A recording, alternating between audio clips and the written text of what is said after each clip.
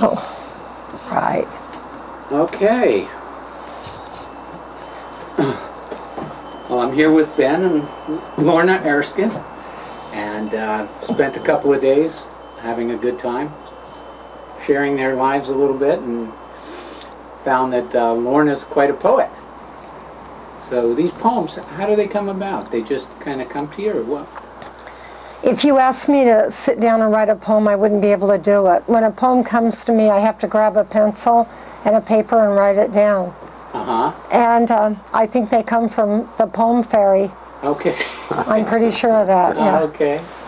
Yeah. You had told me, why don't you, there was that lovely song that Nat King Cole, I know you didn't write that one, but you can recite it, and I think that's a good one to start with, maybe. Okay. Well, first of all, I'll tell you that it was written by a man named Eden Abez.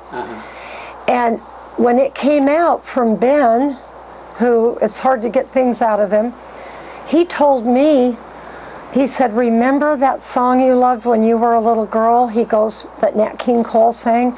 He said, well, he wrote that about Yogananda. And so he said, tell me the words. And so he said, do you know the words? And I says, I'm a poet, I remember the words. And so I recited them, and he said, this was the advice that my father left for me. Okay, there was a boy, a very strange, enchanted boy. They say he wandered very far over land and sea.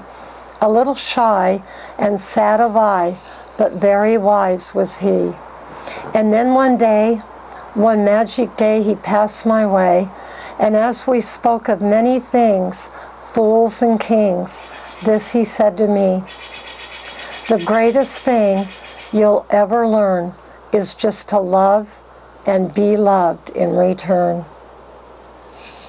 Wonderful.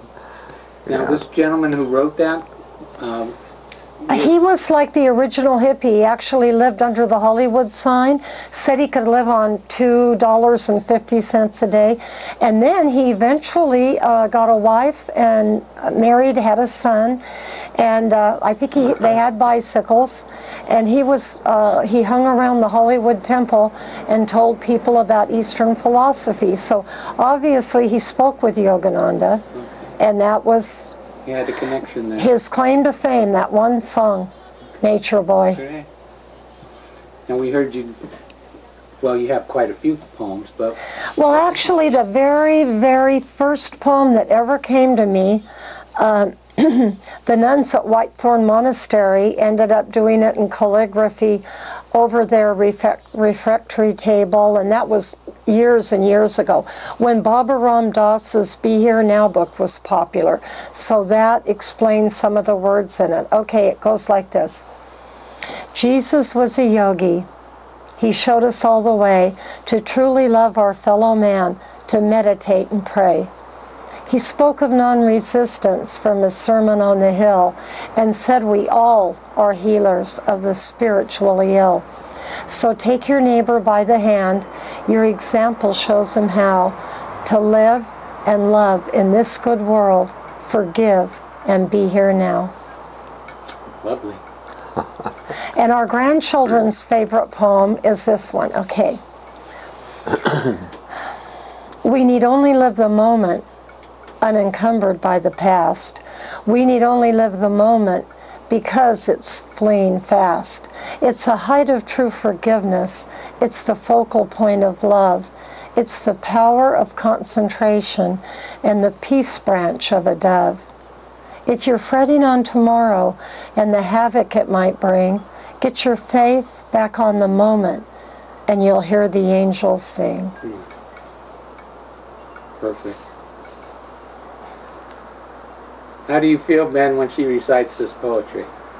I love it. Yeah. I love it. It's beautiful. It is. It's beautiful. Okay, the next one is one that came by. You know, actually, sometimes if I get a little emotional, a poem will come to me. And I was getting flowers out of a dumpster behind a florist when I worked at Women's Recovery, Heartbreak Hotel. Women, children, and new babies lived there, many. It was a huge facility. And I started getting these flowers and taking them to the women to brighten up their rooms. And so one day, when the sun finally came out and they opened the doors, the fellow there saw me getting the flowers, and he said, "Are you making good money off of those?" I was so embarrassed. And I said, "I would never sell one of these flowers." He goes, "Yeah, right." So I pulled out, and this poem started coming to me, and I pulled over and wrote it down. And then I put it on some flowered paper. A few days later, I took it to the woman that owned the shop. Her name was Cindy. I don't know how I knew her name. So here's the poem. It's called For Cindy. You may have saved a life today. You never really know. The women, like the flowers, they seem to come and go. They've had a lot of trouble with alcohol and dope. They've had a lot of misery and very little hope. Coming out of the children, the reason that we're here, to validate their feelings, to hug and hold them near. And tell them it's not their fault Mom and Daddy went astray, and then we'll fill their tummies and send them out to play. And when the day is over and they come back to their rooms, the flowers on the dresser will dispel the lonely gloom. So thank you for your thoughtfulness. On this you must agree. The people on the have-not pile don't hear from FTD. Well, actually, I have one more. Okay, I don't know. I don't think I told you this one. All right. Here's what happened. Ben and I were always Ray Charles fans. And we have the Brit Music Festival here in Jacksonville, 5 minutes away. And we saw him there twice. When I was a teenager, I used to go, I think it was the Shrine Auditorium, or what was the one down on the beach? There was an auditorium on the beach, and I saw him there. Well, when Ben and I were up at the mine at the cabin, we listened to public radio, and on the morning we got up, the same week Ronald Reagan died, we heard that Ray Charles had passed away right after the movie came out about him. And we wanted to go see that movie. It wasn't here yet. I shed a couple of tears, got out of bed, went over to the table, and I hope I can remember this.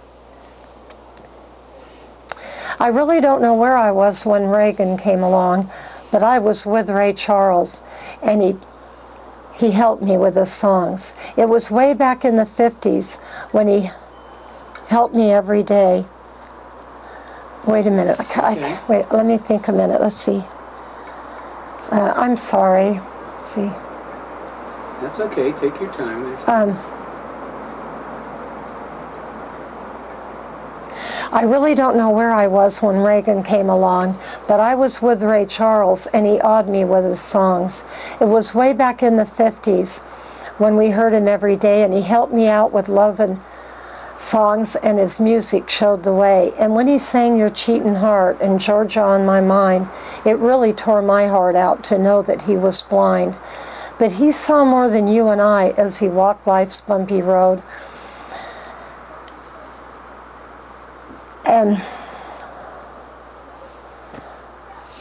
That's okay. Take a minute. It'll come. yeah.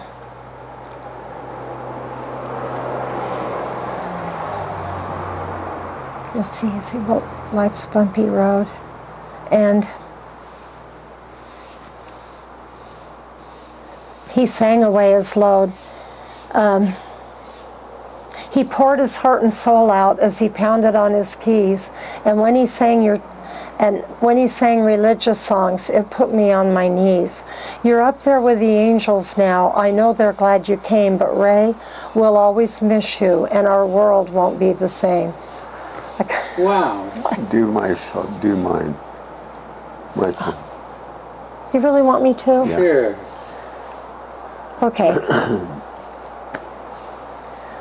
I had What is to. this?